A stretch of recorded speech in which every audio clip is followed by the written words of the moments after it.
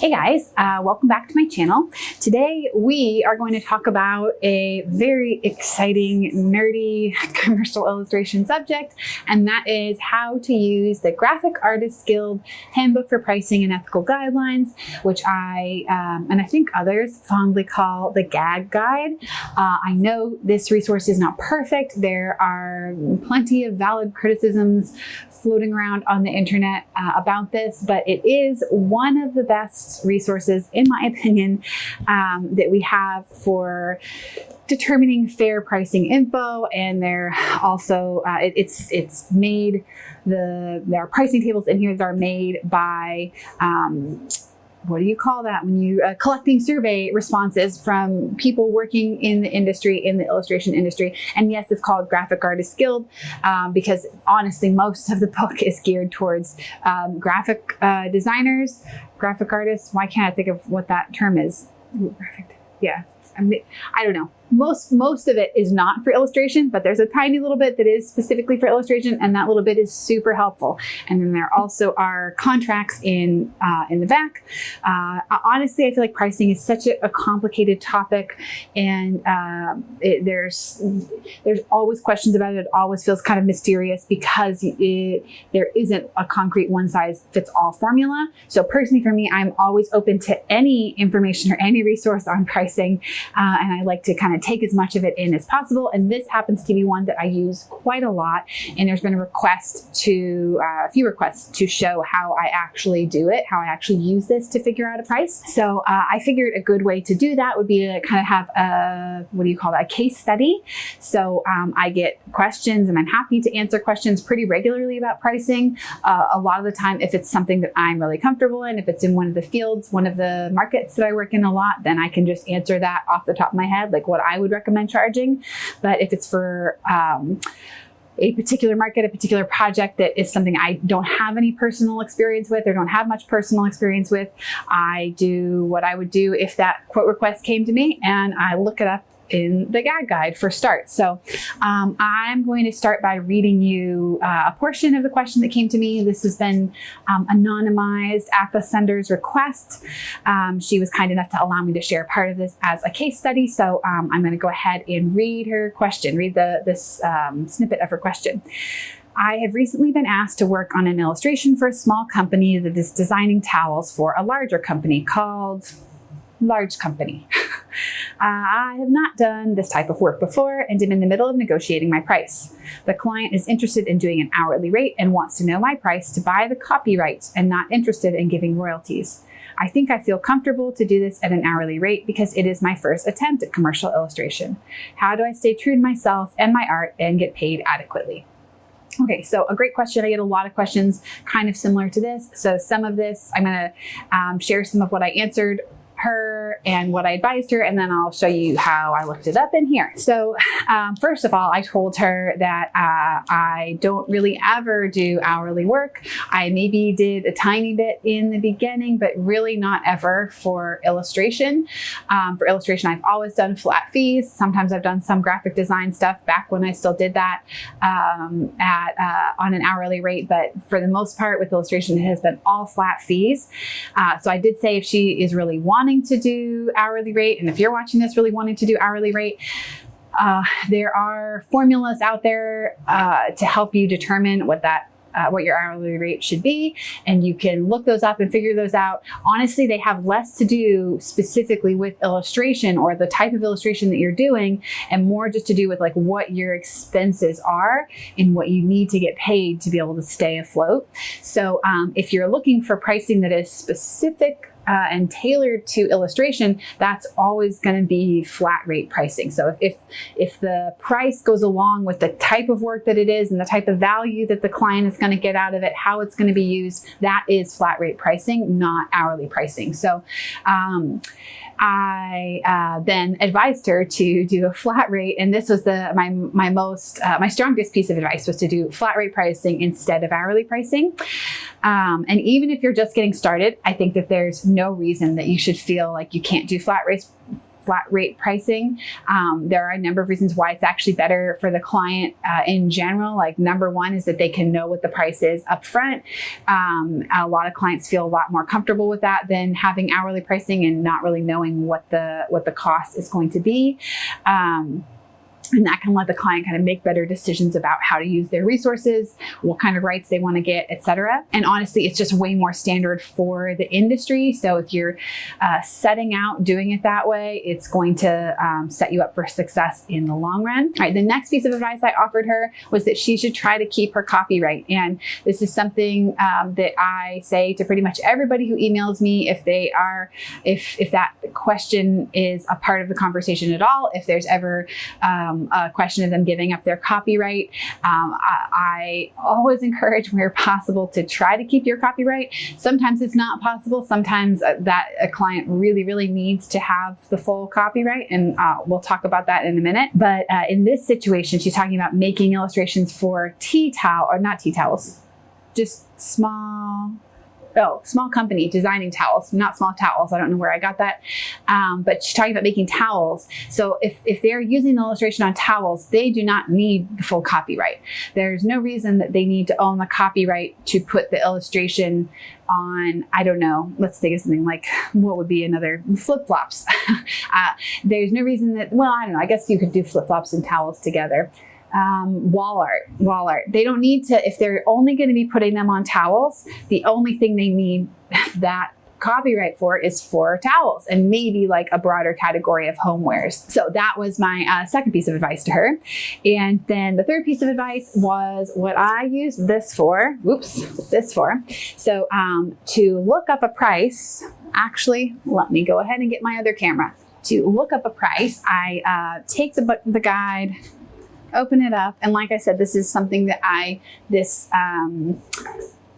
particular niche is not something I have a ton of experience in, so I use the table of contents here. You can see here, if I hold the camera upright, most of this stuff has to do with graphic design. But right here, chapter 10 is the chapter that we are after, illustration prices and trade customs. So you can see here all of the different categories of illustration that they have. Let's see, advertising illustration, pre-production, motion pictures, corporate, book illustration, editorial, photo, packaging illustration, fashion and lifestyle, greeting card and retail, medical illustration, natural science illustration, technical illustration. So all of these different categories they have pricing tables for, and guides, and kind of little summaries, paragraph summaries of some of the industry standard customs. So based off of this, I thought probably greeting card and retail product illustration would be the closest to what we're looking for. So I did, it's on page 260, oopsie. Oh, 263. Okay. So comparative fees for greeting card and retail product illustration.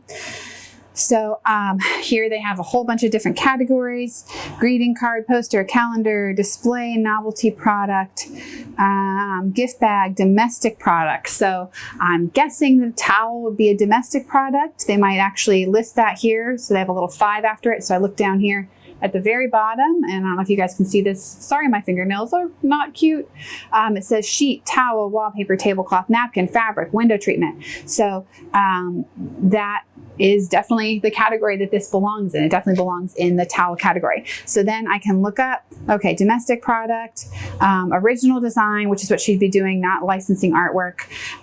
Flat fee, they list it between $1,000 and $5,000. And then they do have some royalty percentages over here, but we're not going to go over those because the client was not interested in doing royalties, and she was not interested in doing royalties either. And then one thing that I didn't highlight was that it also says here that assume for most of these products that's going to be a 3-year license, and that's kind of what's typical. So it's not a complete buyout. It's not a total all rights buyout. There are certain branches of illustration Like advertising is one where an all rights buyout is a lot more common. Certain characters, like types of animation, especially if you're working on someone else's intellectual property, like those types of jobs tend to have more often either work for hire or buyout situations as standard. But especially if you're in a branch of illustration where the buyout is not the standard arrangement, I definitely do not recommend doing that. So you can see how useful just this one page of it was. We were able to look up the particular type of product and then use the pricing guide to get a range for what those types of products are. And it helps us see, oh, okay, like a 3-year license is more what's standard for this industry. So like I know that with editorial, like a 6-month or 1-year license is pretty standard. But now we're seeing with towels, apparently 3 years is a standard. So I ended up just sharing that with her. I said that the gag guide lists a range for that type of illustration as $1,000 to $5,000, which is just a flat fee, no royalties per illustration for a 3-year license. So then what I ended up advising her to do, which is what I would do if I were in her shoes, is to offer the client 2 different options. One option would be kind of right in line with what the gag guide says. On the more limited side, the 3-year license that's limited to, towels and potentially some other domestic products that would be related to that, like sheets or blankets or pillows, some other things in that same category. So the limited rights, the limited span of time, and that I would probably quote that at $1,000 per illustration. And the reason I would be going that low is because she says that this is her first time ever doing this kind of project. And I do think that it makes sense to try to skew towards the lower end when you are very first getting started. And I've talked about this before, but I think some of the challenges with pricing in the illustration industry is, yes, of course, people who are coming up and getting started charging way below market rate, that is a challenge. But I don't think that the industry's getting killed in pricing by people who are, drawing $25 avatars on Twitter. I think it's happening because, maybe like people in my position aren't continuing to raise their rates, aren't, as they get more established and more professional and more skilled and all of those things, just refusing to raise their rates because they're afraid to lose clients or whatever. I think that tends to be definitely a contributing factor. And so I feel like I take a lot of responsibility in that situation, and I try to do my best to keep raising my rates whenever I can, to help the industry as a whole, of course. But I think certainly when I was first getting started and when I was using the gag guide, I would skew towards the lower end of the range. Now I tend to personally skew towards the middle range. I still don't go towards the high end because I don't know, I've still been doing this less than 10 years. I am more experienced than I was, but I'm not like, I'm not like an all-star or anything yet.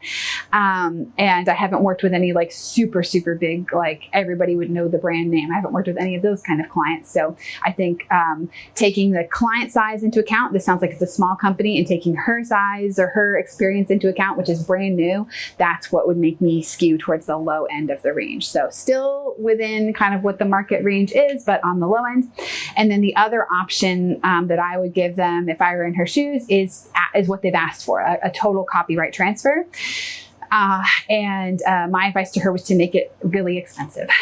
So if, let's say her original offering is $1,000 for a single illustration for that 3-year license, I would recommend charging $3,000 for a total buyout.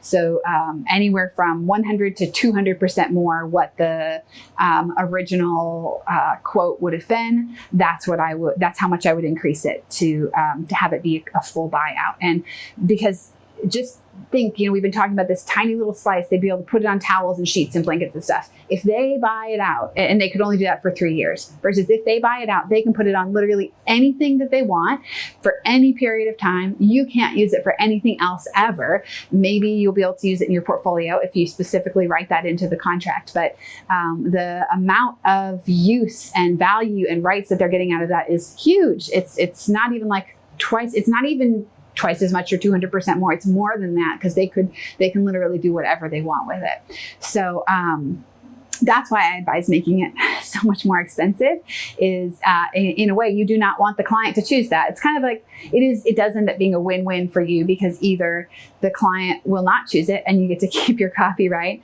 or the client does choose it and you get to make a lot more, much larger paycheck versus what you would have made if they went with kind of the standard license option. So then my final piece of advice to her was that she could, as an offering to the client, write it into the contract at the end of the 3-year term. If they've been doing really well with that image, say the towel designs have sold really well and they want to have the option to buy out the image for an additional $2,000, then they would have that option. So they could, and I've done that with clients before where they like really want to have all of the rights, but they don't want to pay what it should cost. And maybe they can't pay, they don't have the budget to pay what it should cost. So I write that into the agreement so that they feel comfortable knowing that, if in 2 years or 3 years or whatever it is when the license is up, if they want to have additional rights, whether it's for another period of time or to have all of the rights so they can use it in other applications, I have it written into the contract that it would be like just the remainder of whatever the full rights would have been if they had bought them up front, if that makes sense. So, here the full rights would have been $3,000. So if they're paying $1,000 up front, then basically if they want to get the rest of the rights, all of the rights in 3 years, then they can pay an additional $2,000. And that kind of makes the client feel more secure because they know that you're not going to then suddenly charge them $20,000 or something. So that was the advice that I gave this person. I haven't actually found out whether she followed it or not. So I should have followed up with her beforehand to find out how it went. But maybe I will and see if I can mention it in another video so we know what happens. But yes, hopefully that was helpful, hearing some of that case study and then seeing how I use the gag guide. And again, I'm not sponsored. I wish they would sponsor me, Graphic Artist Guild. They'd be one of the few places that I would genuinely want to sponsor me. But yes, gag guide, please sponsor me because I talk about you all the time. But no, sadly, this is not a sponsored video. This is just me very genuinely saying this is a helpful resource. It's something that I use. It's something I recommend. And if you have contacted me for pricing advice in something that is not a field that I'm familiar with, chances are I have consulted the gag guide on your behalf. So you can also find it a lot of the time at your own local library. There are ways to use it as well. And it's between, depending on where you get it, between 25 and 40 bucks. And yeah, definitely a worthwhile investment if you're going to be doing anything in commercial illustration. Okay, so that is it for this video. Thank you very much for watching. If you're new here, please do subscribe. And all of you who are watching this, if you have comments or questions, please leave those where the comments go. Check in the description box for a link to the gag guide. And if there were other things I said I'd put in there, they will also be in there.